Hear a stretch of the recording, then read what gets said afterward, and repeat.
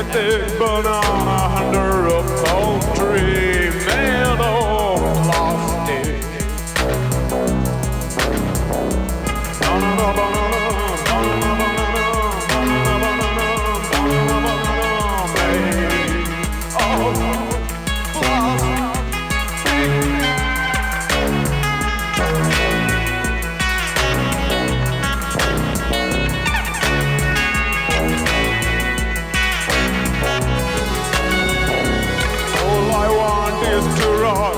It's jolly.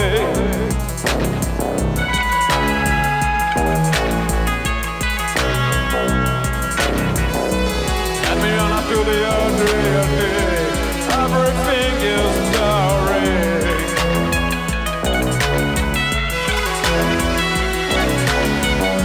Bartok is still erotic.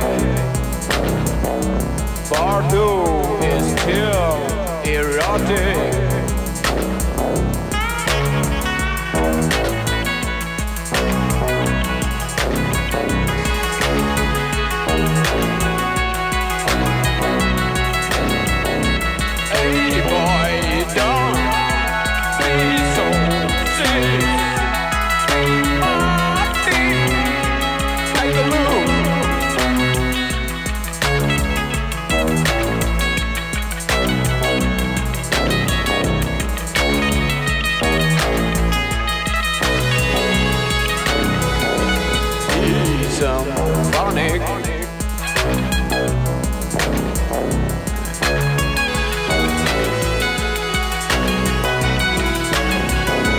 Let's cruise together on the Nick.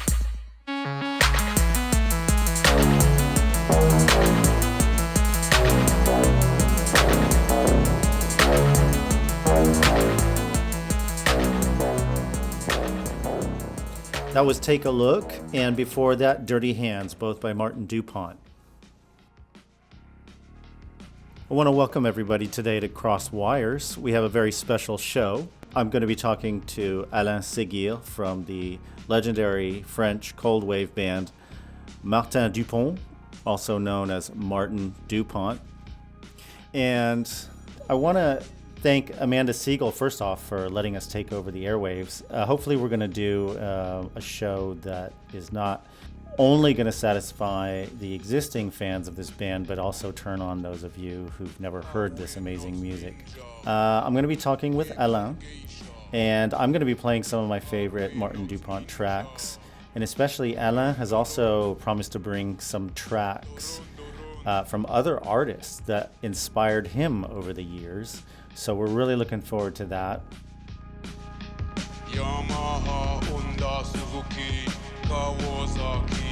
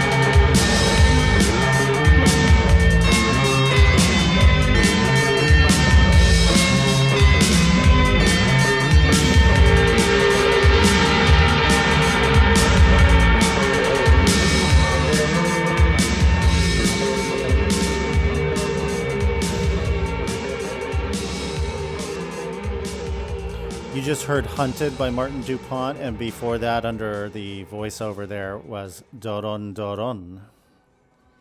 So Martin Dupont is comprised of three people. Alain Seghir, who's with us today, is the composer and mastermind of this group.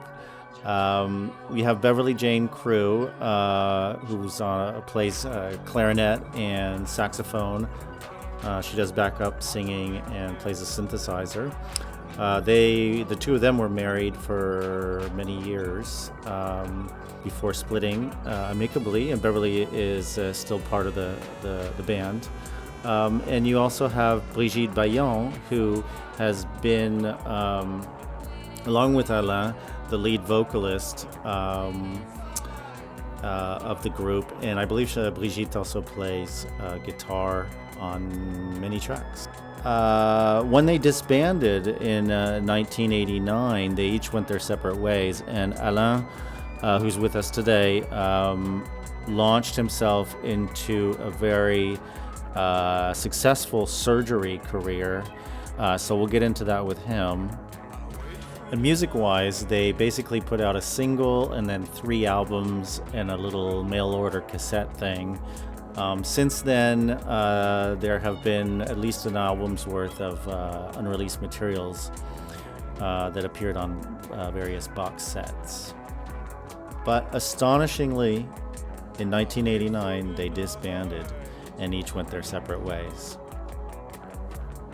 And I'm going to let Alain take over the story from here and talk about the ensuing years and how they were able to come back and now be on the verge of a second U.S. tour. Alain, welcome to Crosswires. Thanks a lot. It's my pleasure. So tell us a little bit, what happened. The band was no longer, is that correct?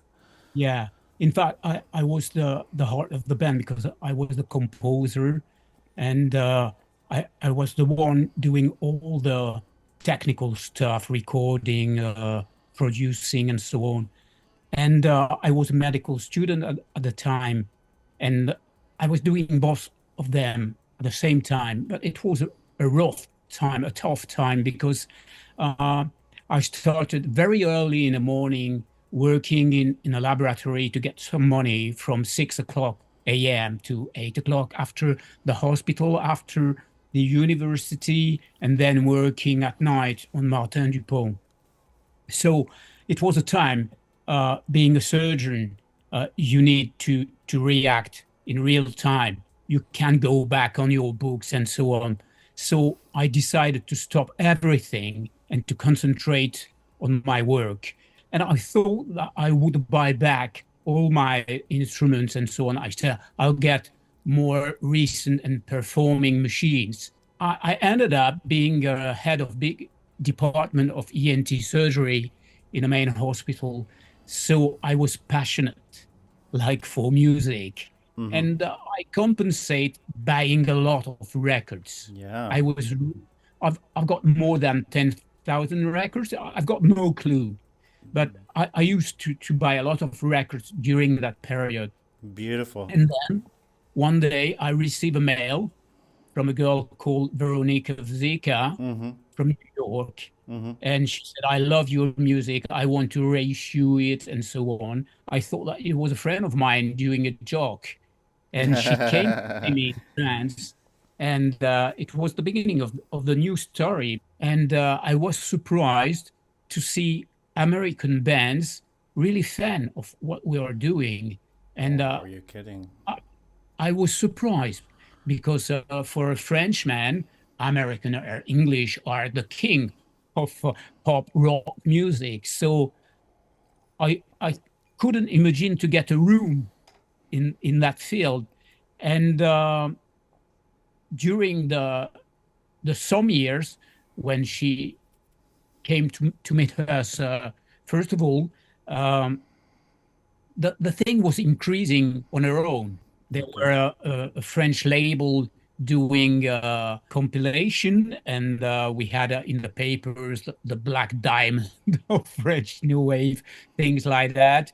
And then we were lucky enough to get a tribute by a label with international bands from Hmm. Germany, Spain, Russia.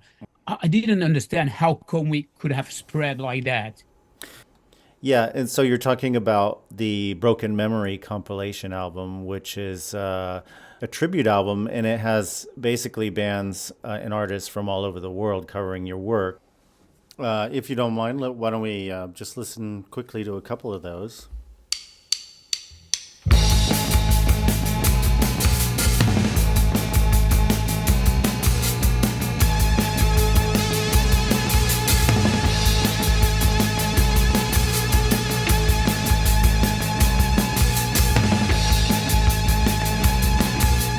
I could kill my fantasy, my dreams, and love the loudest hand of the night. Slice or burst my fantasies, no guilt, panicking, there's no love of life. All you need burns with no ends. All you need burns with no ends. All you need burns with no ends. No love of life. I could kill my fantasies and my dreams and love the loudest hand of the night. The night. All you need burns with no ends. All you need burns with no ends. All you need burns with no ends. No love of life.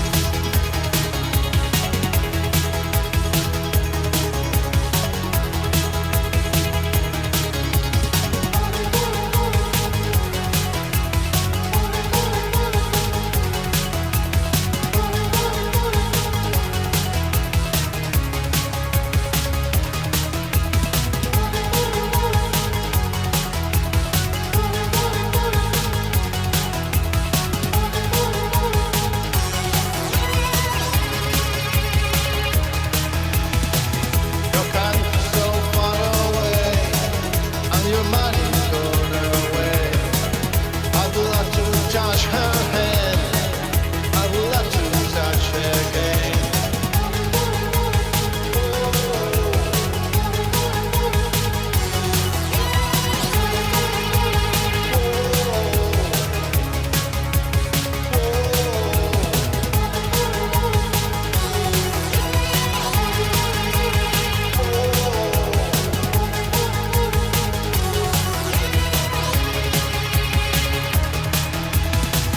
Your country's so far away, and your money's gone away. I would like to touch her hand. I would like to touch her again. Okay, so we just heard a cover of No Hands by Cultcultura and Wagui by Cyborgdrive. Alain?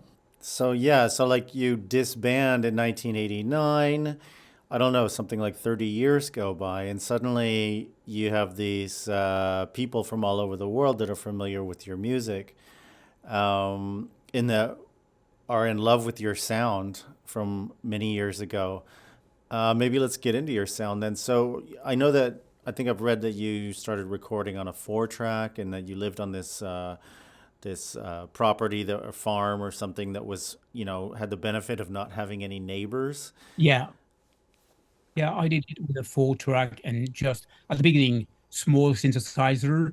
Okay. As a rhythm machine, I just had a Boss pedal. Hmm. It was it. And But yeah, tell me about the DX7. yeah, the DX7 was the first affordable digital synthesizers. And as I did understood that it was just calculation, I worked with an engineer. I said, could we do that function? And I imagined different functions like stacking different layers of sound, like, for example, a kind of delay. You play the first sound. It's, for example, a piano, and when it repeats, it becomes a trumpet. Things like, nobody did that. So I used to interpolate two different sounds, and I created many functions like that. How do you create a function on a hardware synthesizer? No, it was just on the software because it was digital. Just the calculation do the function. It Yeah. was the power of the stuff. How do And you extract the software from the synthesizer? in fact, the friend of mine, the engineer who did the job, was able to understand the simple machine language of the X7 and wrote the function I asked him to do. And I remember we had a distributor in California. It was a group center. It was in San Fernando Valley. And we had a booth at the NAMM show. And I was demonstrating my stuff. And I remember two American musicians turning around under the synthesizer saying, but that's not possible. But the sound comes out of this stuff. And when I said it was my extension board, they say, that's incredible. You should stay with us in America. So what was the name of this extension board and you sold it, right? It was called Supermax. Supermax, okay. Yeah. And this was for sale. It was for sale. We saw that all over the world, but for a short time. And after we've been copied by a German company, then an American. And I mean, I didn't mind. For me, it was not to make money. And I'm so glad to hear the full version of that story. Thank you. So I want to come back to your history.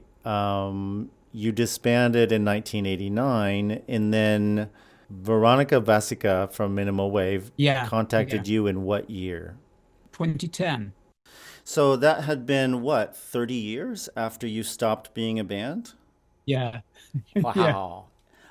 And then she reissued a box set, and I think that I've read that she told you, well, I'm going to do this, we're going to do this box set, but you have to tour. You have to take the music live, right? Yes, and I answered, that's impossible. I used to work with analog machines, and I don't like all this digital stuff, and I will not be able to rebuild the music. Yeah. Then I met this bloke from a French band that I love from the 90s. I had all these records, and he said, but I love your music. I'm sure we can do that.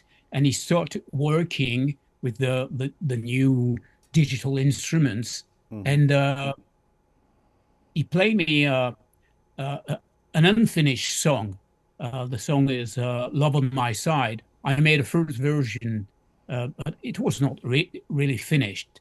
And when I listened to his work, I decided the weekend afterward to go to sing on it, and I play that on a friend of mine who was producer and say, oh, I love that. Is it possible to use it as a single? And after that, it was the story of the COVID.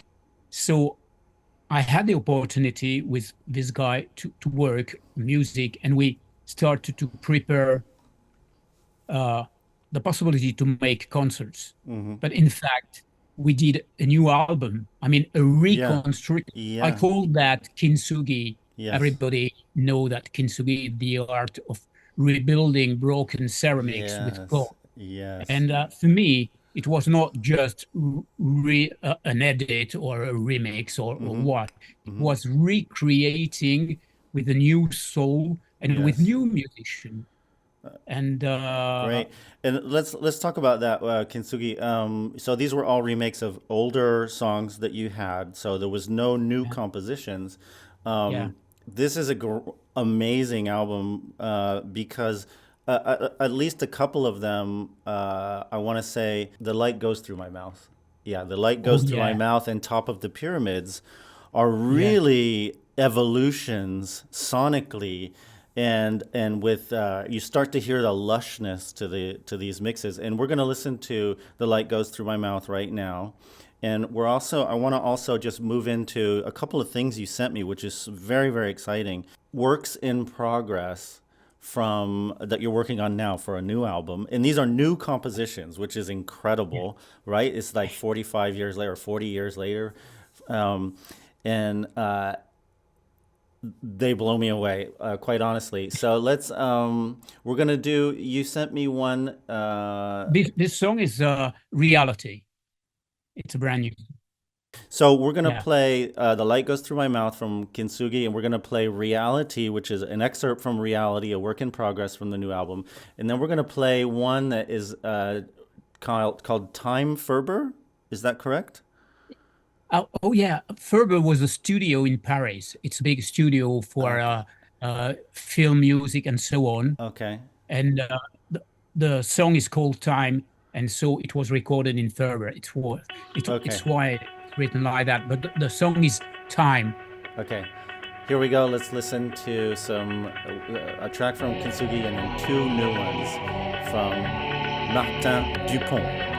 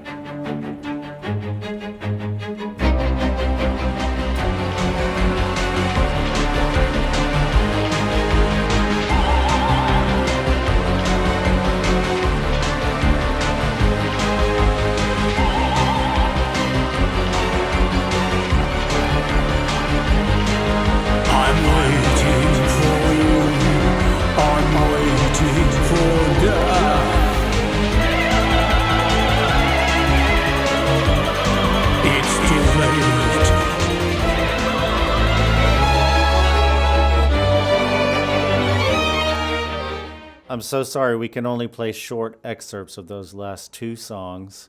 Those are from the new album coming out on October 17th. You Smile When It Hurts. The last one we just heard is absolutely amazing. You're moving into a whole orchestral level here. Tell me about it. It's my sensitivity anyway, and I must admit that I listen a lot to classical music and especially contemporary and so on. And I wanted to the lushness of a symphonic orchestra, but not in the same way that we could get in the mainstream production. So I was lucky enough to meet a young arranger. I don't know the name. Arranger, yeah, arranger is the right one.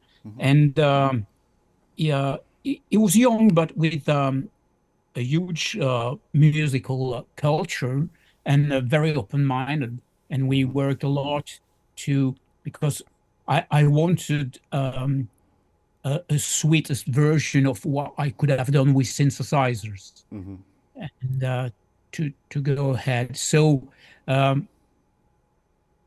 we put in some songs a very, very light orchestral or classical instrument part, and on other one it was stronger, and like this one.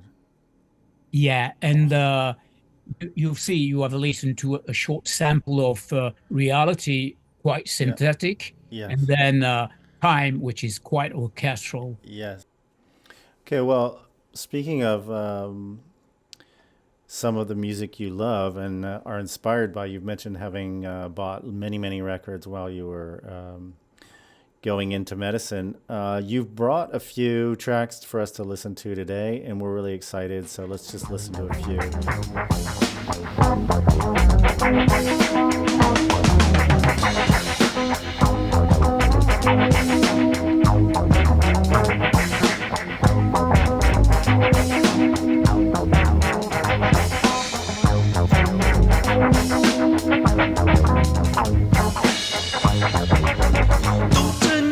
On me, don't look that way at me.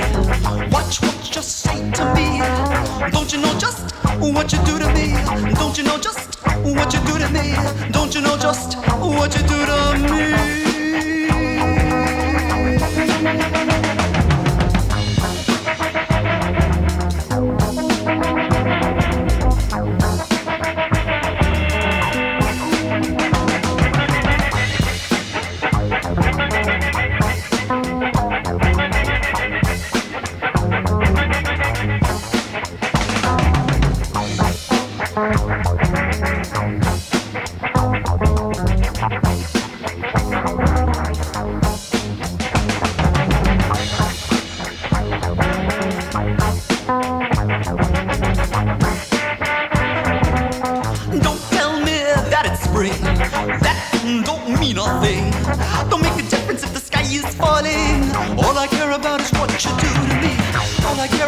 What you do to me, all I care about is what you do to me.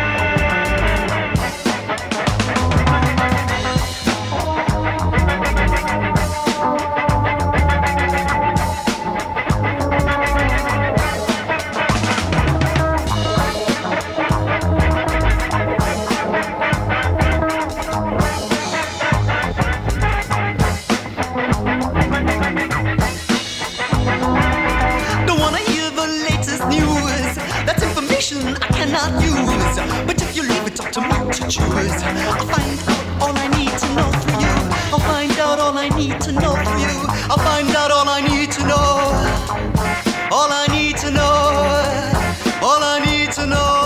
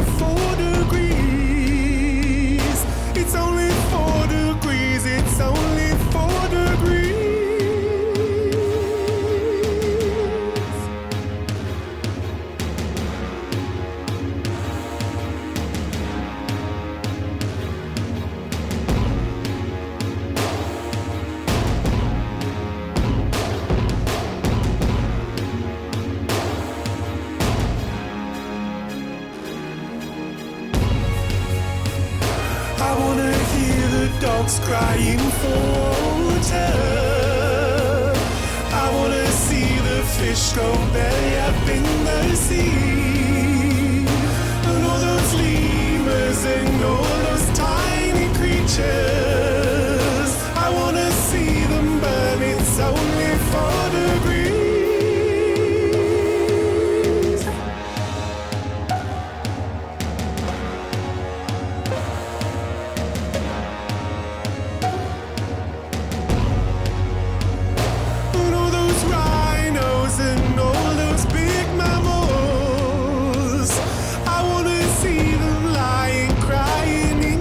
Feel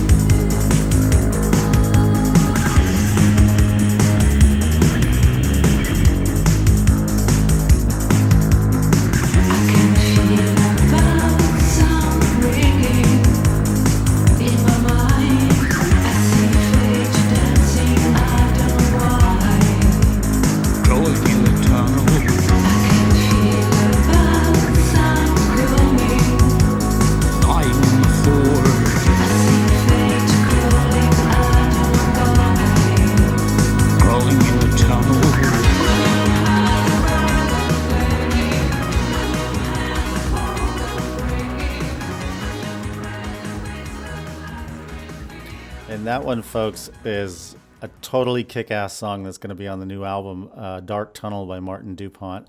I can only play 30-second snippet of it, but you'll just have to wait and be patient.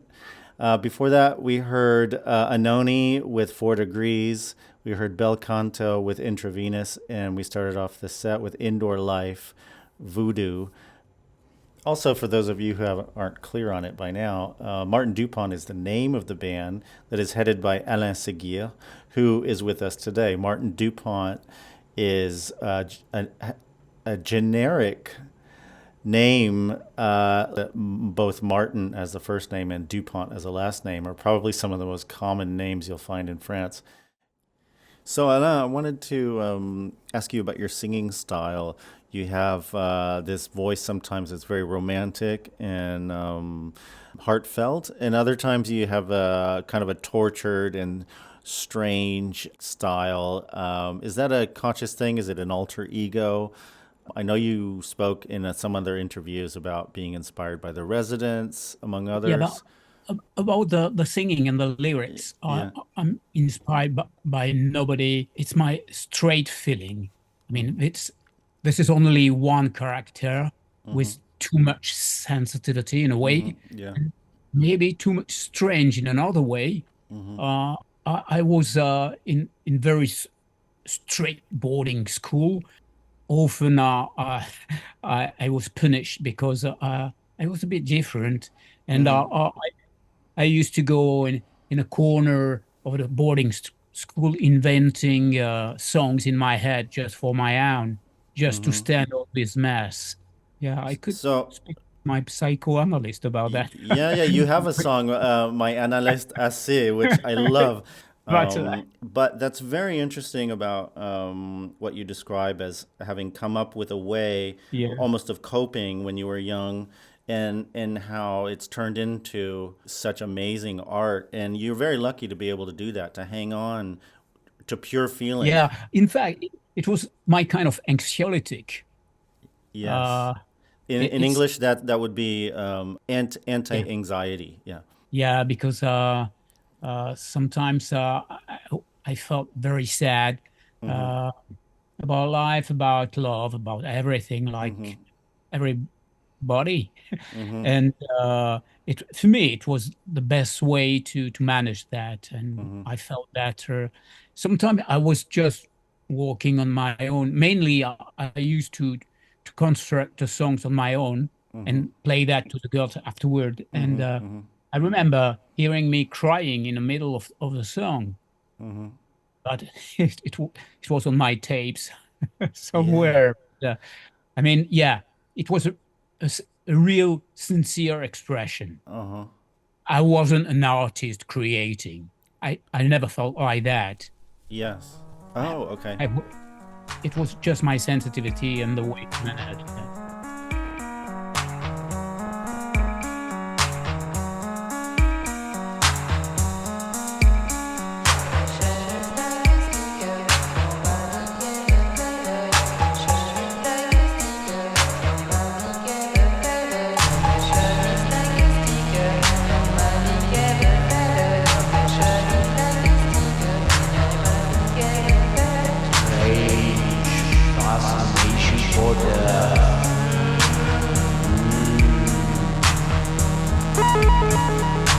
Everybody waiting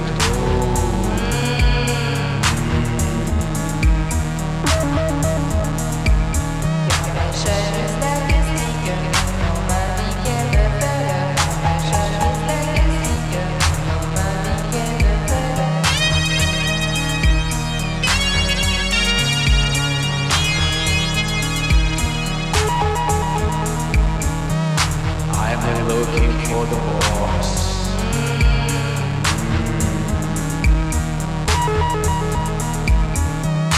And I will hit the pole.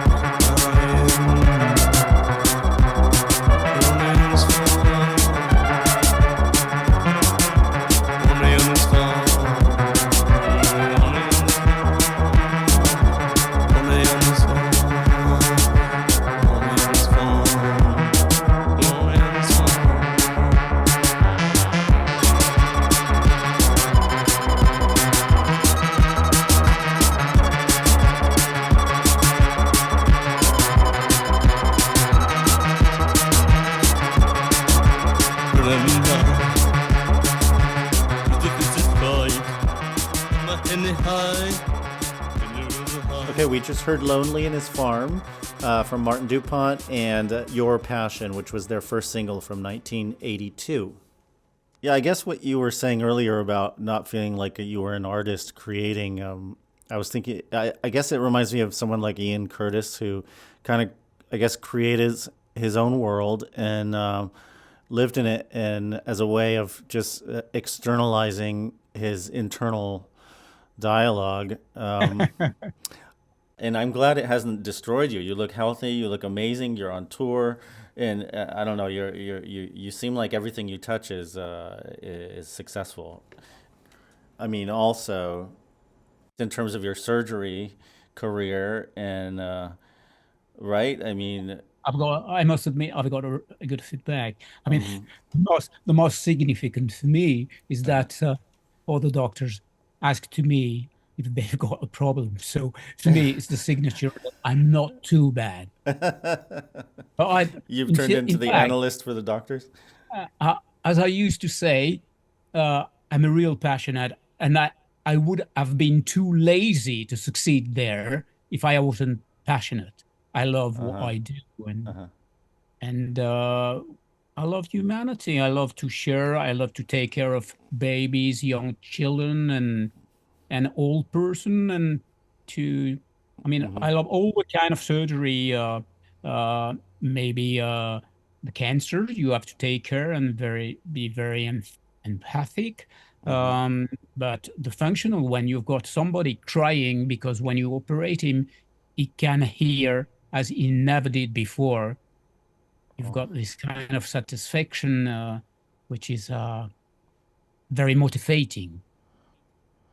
Oh my God. Wow. These are profound things. I personally think you need to write an opera, but that's just me. Because some of the, I mean, your level of experience is fascinating. This is great. I'm so excited. Yes. About opera, I'll tell you one thing. When I was studying my medicine, I was listening to France Musique, the radio program of classical music, because I needed all the time a musical background, but France Musique was soft, so I could read my books. And one time I was deeply touched by what I was hearing, and it was Le Château de Barbe Bleue, Bela Bartok's Bluebeard's Castle. It's the only opera, but which is so strong, so powerful, so deep. And I've been to buy the record at the record shop, and I played it, and the miracle was back again. It was incredible for me, and it was a door opening. It's why I could say that I'm very inspired by I would say Slavian music, especially Bartok, Stravinsky a lot, but as well Shostakovich. And many Rachmaninoff, many of these. Martinu. But the British as well. Benjamin Britten, Robert Williams, and what about Olivier Messiaen? Oliver Messiaen. I love him as well. Yeah. I think it's of sorry. The quartet for the end of time. The quartet. Yeah. Oh, amazing. Yeah. I love it. Yeah. Of course. This is so exciting. I can't believe I could talk to you for hours probably. Well, I had actually prepared that Bartok piece because I've heard you mention it in other interviews. So let's go ahead and have a little listen to Bluebeard's Vast and Beautiful Kingdom, the movement from Bluebeard's Castle.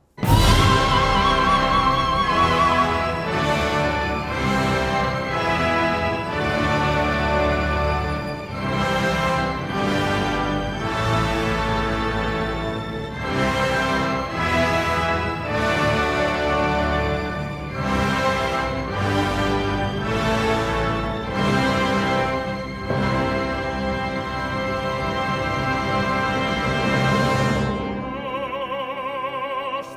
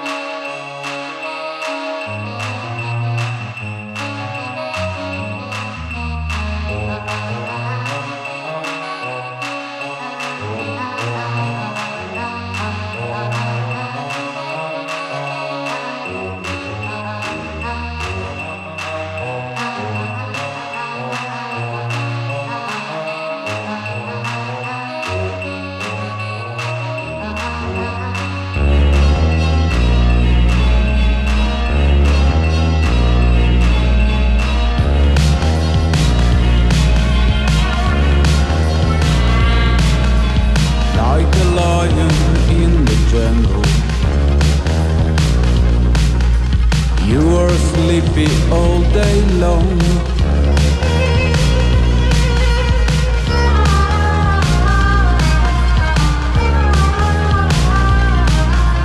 Like a cat under the shower, you are screaming in my song.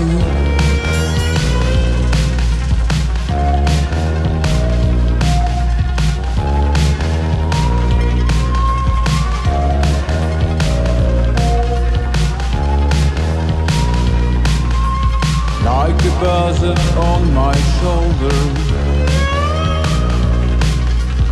you are eating in my head.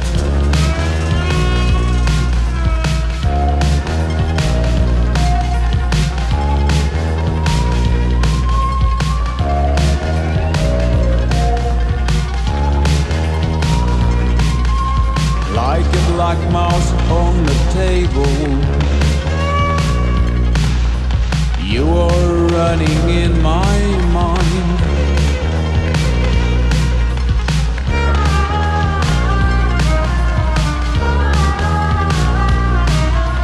Like a mad snake on my arm, you are ready to bite.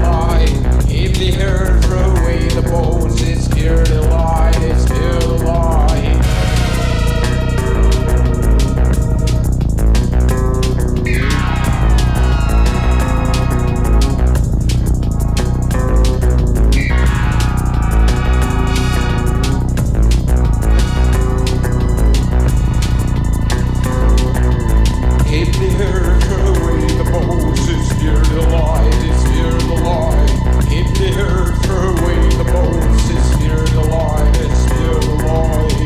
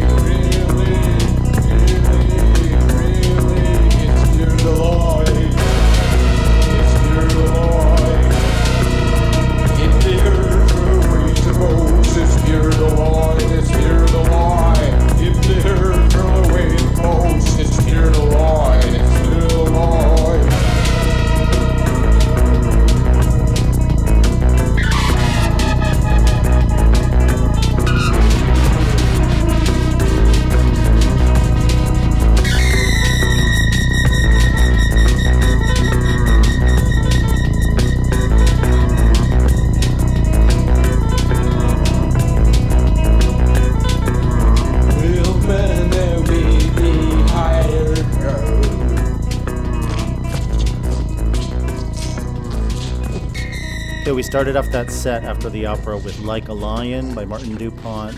We had Without Face as well, and we had Pure Delight.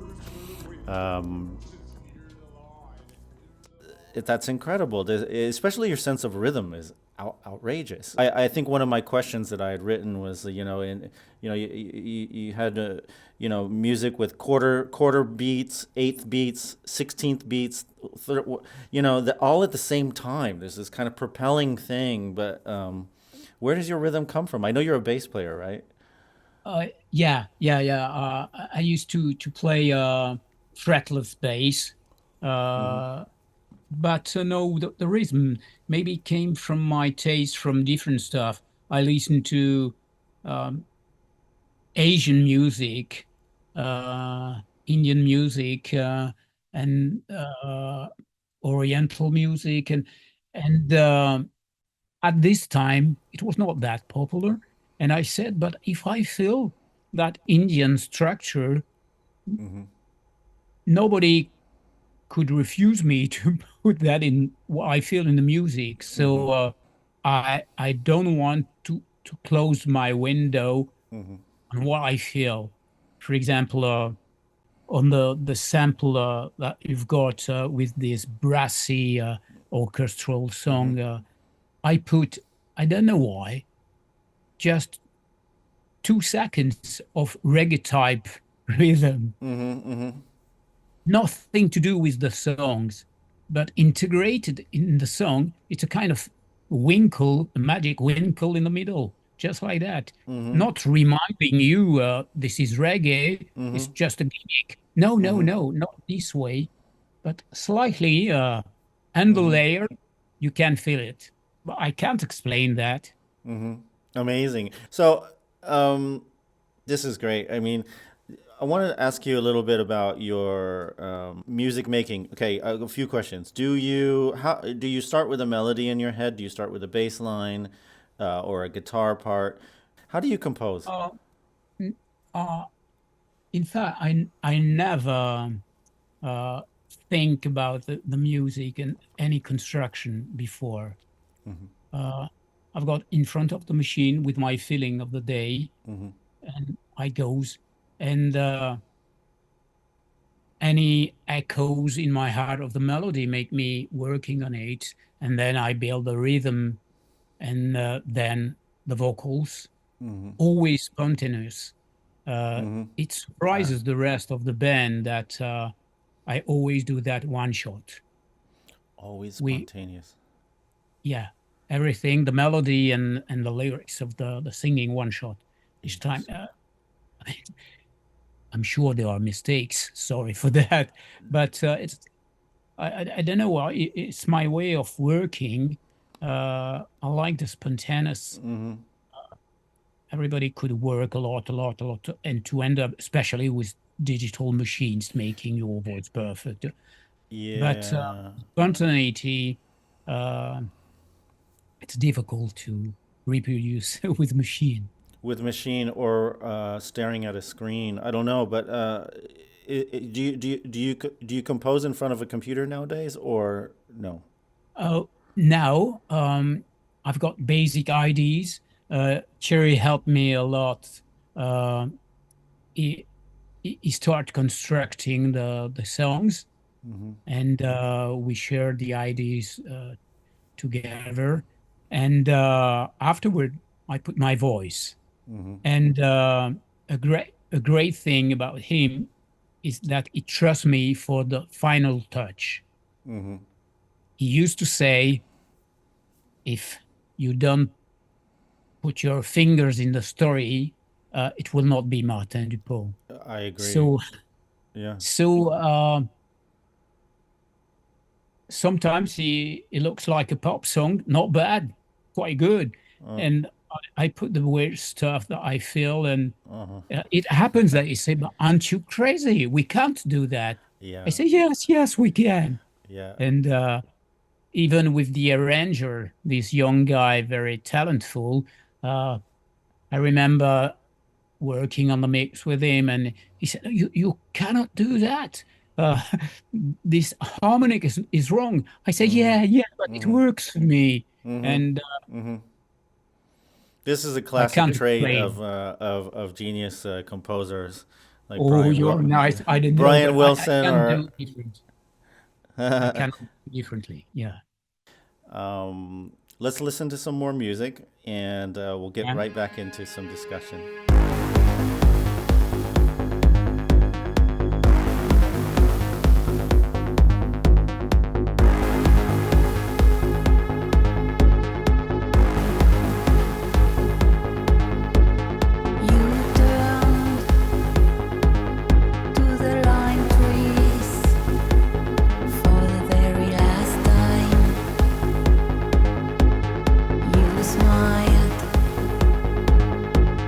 You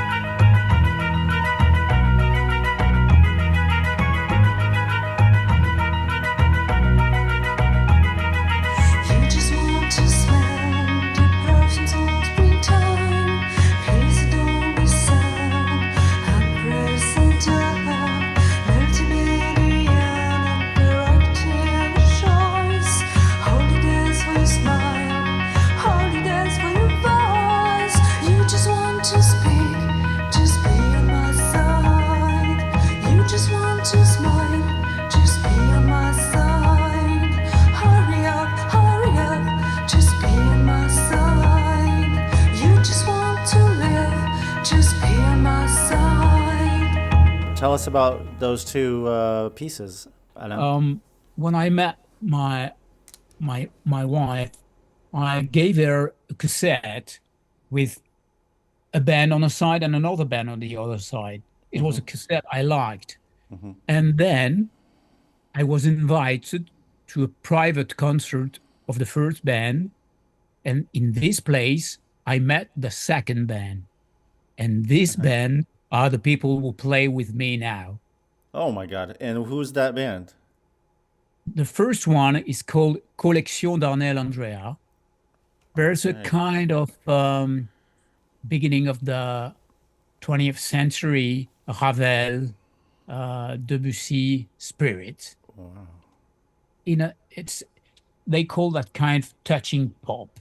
It's a kind of pop, but the French classical spirit of the beginning of the 20th century. Yes.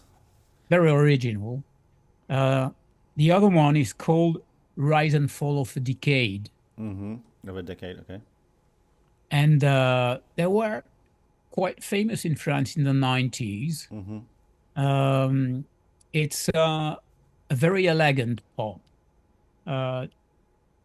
Difficult to classify in the rock, with maybe classical touches in the composition, not in the instruments. And after that, the guy from Rise and Fall of Decade proposed me to help me to read the band, and we play together now. But So let me ask you this. I want to go back into the sort of in the 80s, okay? Because this is a time before the internet, okay? And for the younger fans out there, it's a different world that they might not have ever lived in. And so, I want to ask you, when you were, because I know you did live performances back then. I know that you opened for Susie and the Banshees and in Marseille, that you opened for John Lurie at some festival or something. Now, and there was other bands in France at the time. There was Cast Product. There was, Corps Diplomatique. There was End of Data. So how did... Okay, was there some kind of scene in Marseille? Was there a particular performance venue? Was there a particular record store? How did people find each other? Did you just have a manager that told you about festivals? How did it work? What was No. In fact, I was on my own. I wasn't in a team, in a crew. There were no specific, place, because Marseille was more rock than rap. But the scene of my kind of music was very small. I was friend with the girl who was the girlfriend of Martin Gore from Depeche Mode at the time. Okay. And they were our best friend in the musical field. And they played some parts on the Hot Paradox album. The band is called Vienna. And the girl, she made at Mute a record called Odile, the name Odile.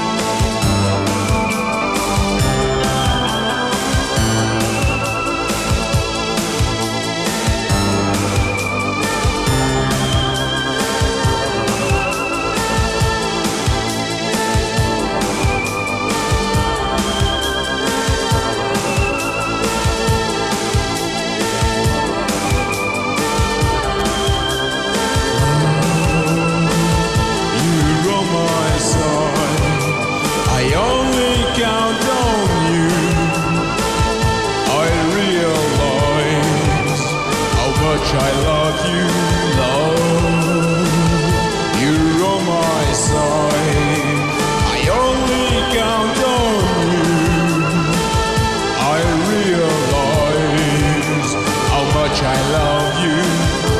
Oh yes, I do.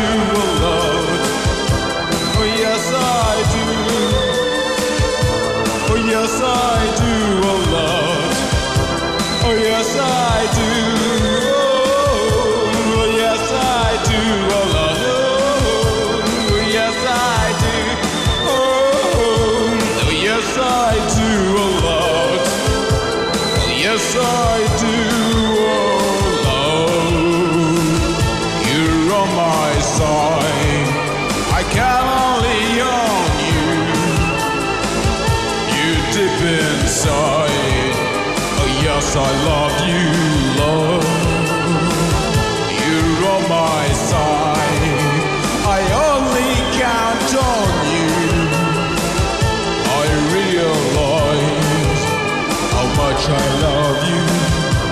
Oh yes, I do, oh love. Oh yes, I do.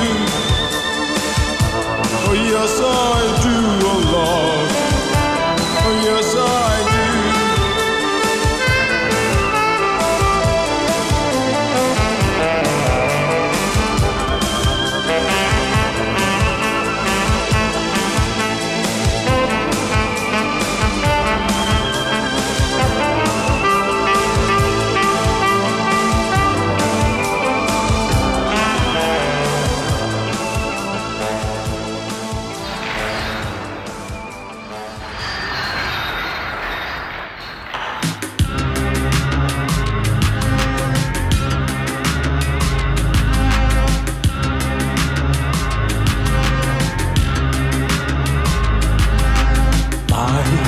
Analyst, Assez. Il told me quel dommage. How to believe the game. My analyst doesn't know.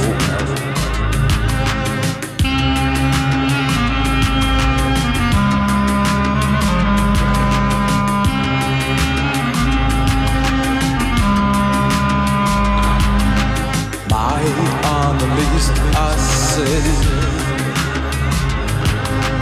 He told me quel dommage. How to believe the game. My analyst doesn't know.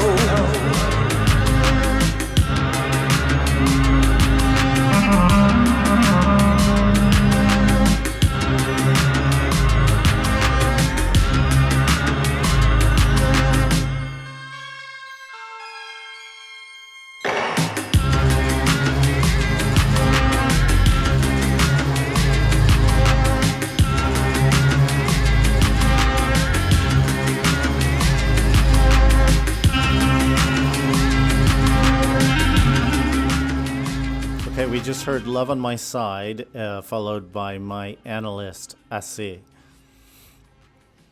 Just going back to my previous question, like if there was no internet and then no radio stations playing, I don't know, like Cabaret Voltaire or DAF, how did you find things? In fact, I was lucky enough to get two super friends. One was a bit older than I, and he used to go every week in London, and he took back many records. Imports. Yeah, and we discovered incredible things. The other way was another friend of mine who was very, very involved into music. He knew all the labels, the Belgian labels like Factory Benelux,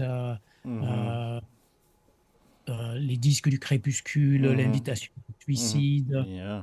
I mean, all that kind of scene.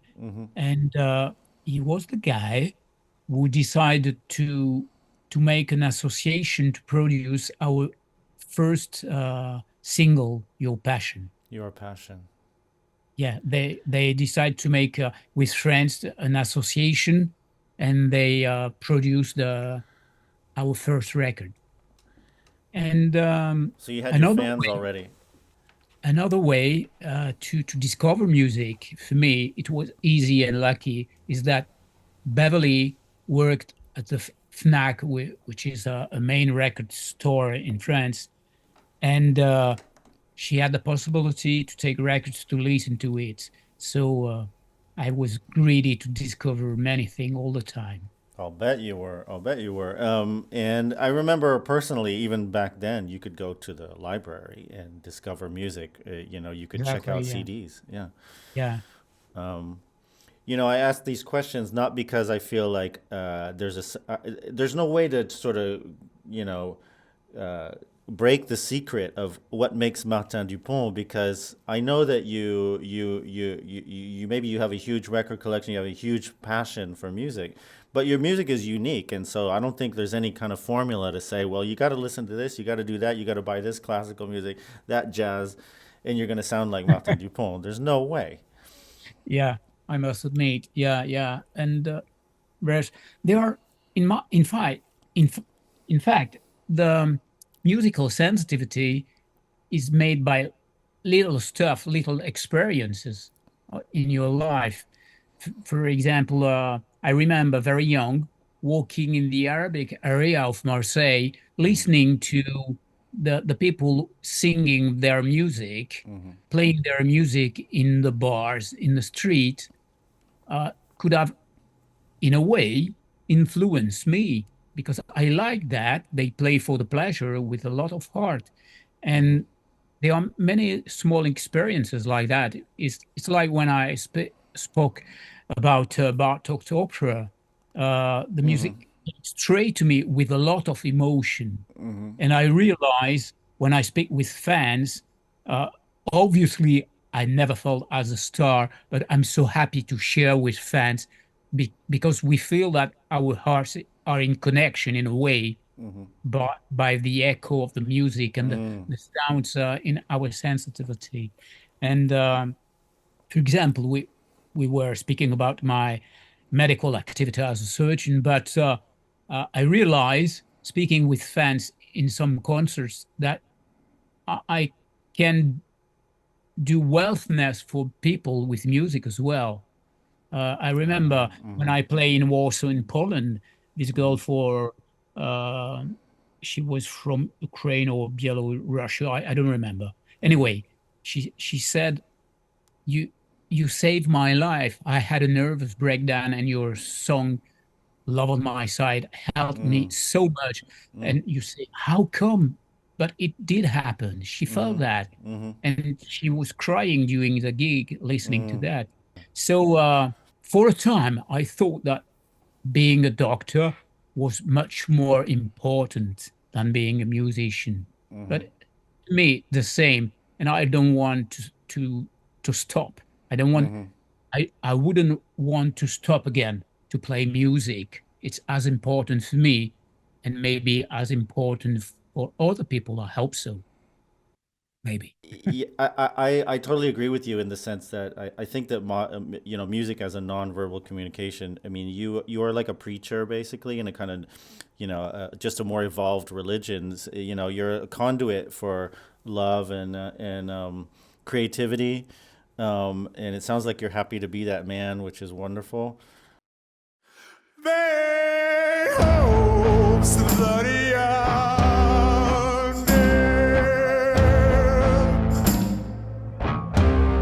I thought we belonged up there between those walls.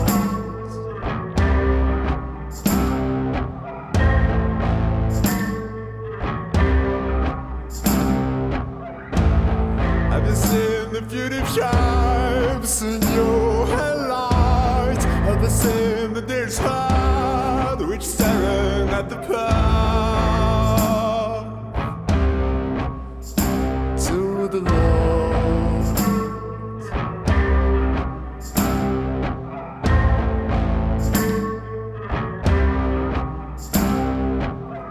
The summer girls could be a shine, they could even hold their eyes. Can you feel their warm breath upon our back? Have you seen their bully eyes and how their piercing gaze will mystify?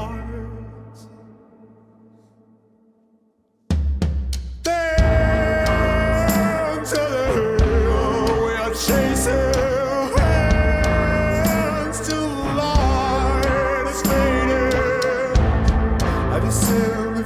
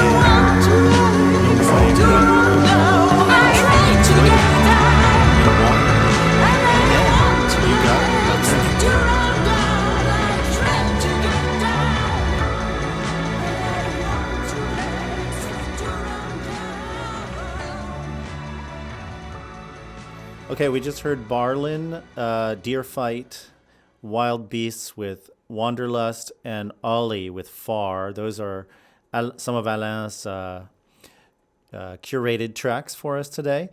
And we also heard, lastly, Martin Dupont's Top of the Pyramids from Kintsugi, which is just a mind-blowing track. Unfortunately, I can't play the whole of it in the interest of time. So what I find fascinating is that, you know, you're somebody who could probably come up with maybe 30 ideas and cram them into one track because you have so many things going on or ways you can go. But then I guess your talent is also being able to, sit back and remove things as well, maybe. You know, I really like what you're doing lately because you have been building in texture and in or richness, let's say richness, but it's not, you know, nothing has fallen into, you know, cacophony or, it's not too much. It's just right. Of course, I can't wait you to listen to the brand new album because as all a musician, I'm very proud of it because I think that I'm a step ahead of what I did before. But it will be your job to judge. Certainly in what you did before, you said it. I mean, you have 4, maybe 5, if in the box set there's kind of a mysterious 5th album in there. I mean, it in the history of alternative music, you've got the Velvets and you've got the Cans and the Joy Divisions and Wire. And those are people that right from the start are well known, and actually not in the case of the Velvets, but then you do have people like you and like people like Nick Drake or I don't know who that are kind of mostly really discovered a lot later on the level where they always should have been in terms of people knowing about them. I'm talking too much, I think. No, I'm voiceless. so much.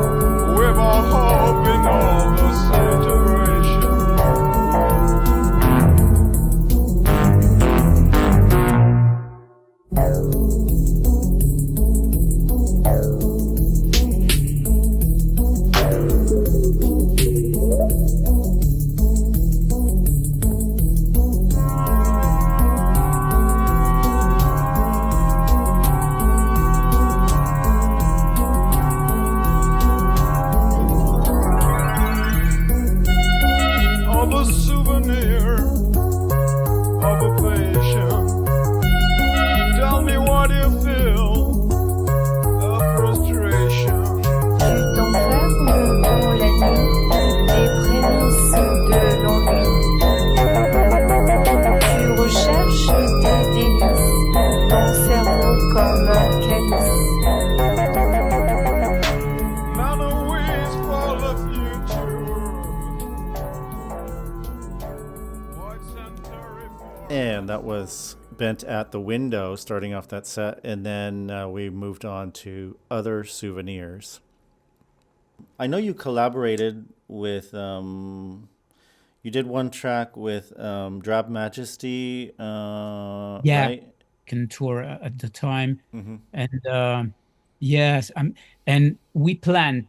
It's just secret now. Okay. We plan to do some stuff together again All with right.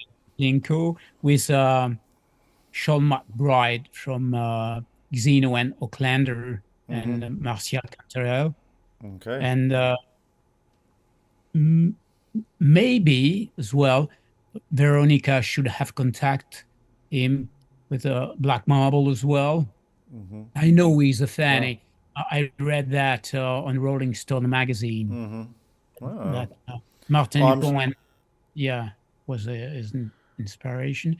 And by the way, I would like to tell you that in the brand new album, we've got 3 guests. Blaine Renninger from Tuxedo Moon. Amazing. He played violin on a song. The bass player of Cast Product. Another amazing. Just by pure chance, we met in a concert and we turned friend. And I say, Fantastic. please come to play on a song. Wow. He said, but you're a bass player. I said, yeah, but I can't do what you do. And I would like to I work like that. That's what I thought. I mean, like, why does Alain need another bass player? He's like a crazy good bass player. I don't mind. I don't Yeah. mind to get other people. And the third one, the story is fun because it makes the junction with my work. I've seen in consultation in my surgery 2 lovely little girls, and I had a chat with the dad, who was an Englishman. And we started to speak, I don't know why, about music. And then he told me, but I play music. And I realized that I bought the record of his band many years ago. No. And I said, why don't you come to sing on one of my songs just for the pleasure? And he did it.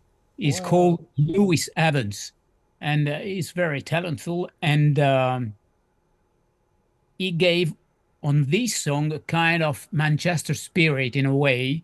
The song is a bit different, but everybody in the close friends who listen to it love these songs. There are 3 voices: mine, Sandy's voice, and Louis' voice. And it will be a surprise. You'll see. Yeah, can't wait to be surprised. This is Yeah, great. there's 3 guests, but you know why now. That's At the fantastic. time, And- Sorry. Tell me, at the time? Yeah, at the time, I used to invite people to play. For example, Yeah. if we were chatting together in my studio with in fact, I live in my studio. The kitchen was the studio. The bedroom was the studio. And if somebody was there, I said, oh, I've got the feeling to start a song. Would you like to put your finger on the synthesizer or to turn the knobs on the rhythm machine and so on? And I love that to share with people. Fantastic. The master of ceremonies. I had Blaine Renninger. unknown friends. Sorry. Blaine Renninger from Tuxedo Moon. How did you meet him?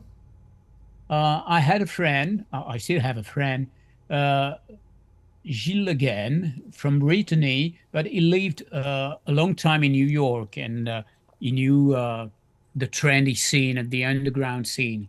And he made a band called Danner, and he made a big party in Brittany in a very lovely place in front of the sea. And Blaine was invited to make a gig in the garden. It was lovely. And of course, I did appreciate, and introduced me to Blaine, who was very friendly and nice. And he ended up to offer me his latest record.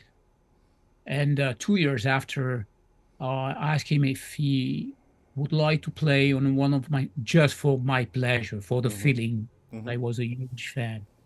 I sent him 3 songs, and he has chosen one, and I'm glad of it. The result is nice. There's the Blaine Renninger spirit. That violin. Yeah. That And Tuxedo Moon violin. the song is so special. It's difficult to speak about that without being able to play it to you. I can wait. You will recognize.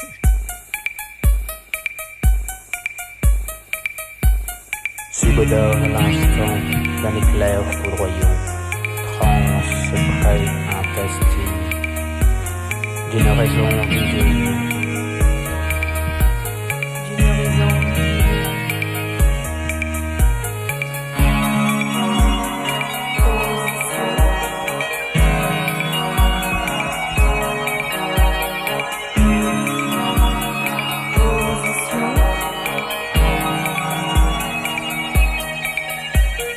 Image bicolore d'un néon translucide au fumeux glacé, des cristaux synthétiques.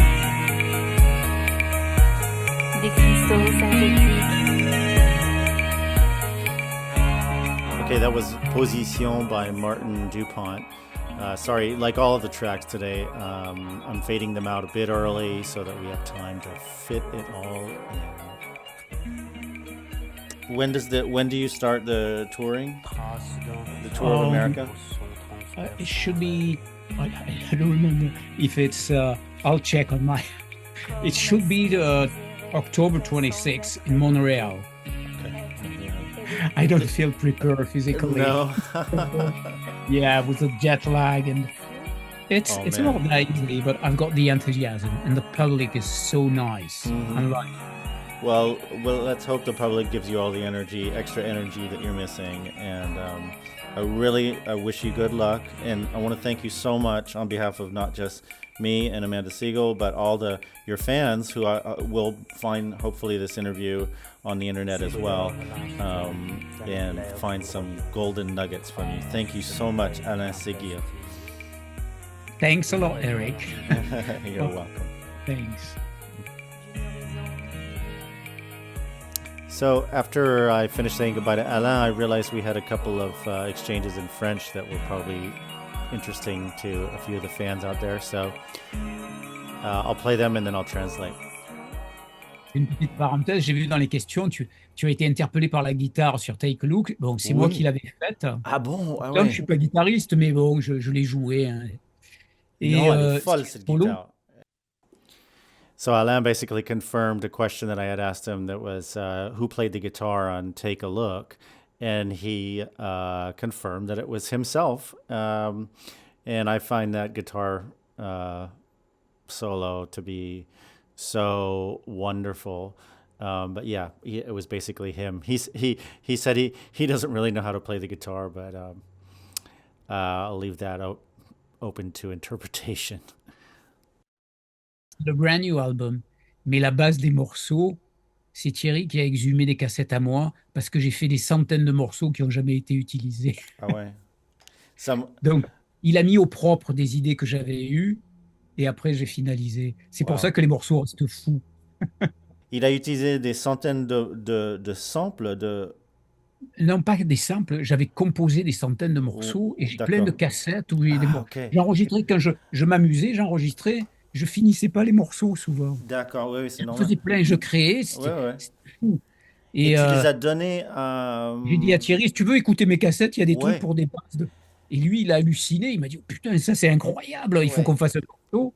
Et donc il te ressort des compositions à toi en disant, voilà, on va faire... Il a recommencé à les mettre au propre avec le numérique. Okay.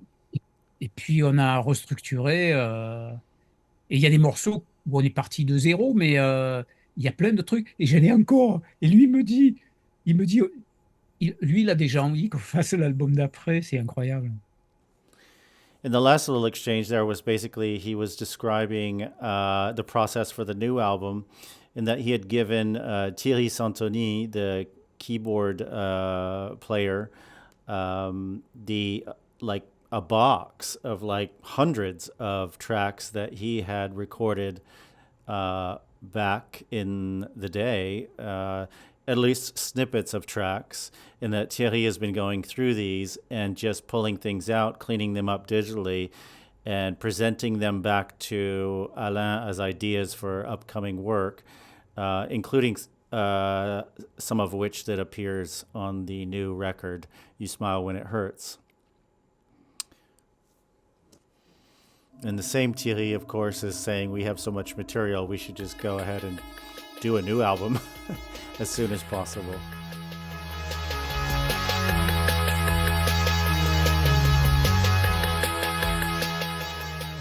So you've been listening to Crosswires, Amanda Siegel's monthly, deeply eclectic show. And stay tuned next month for another theme by Amanda of fabulous new discoveries.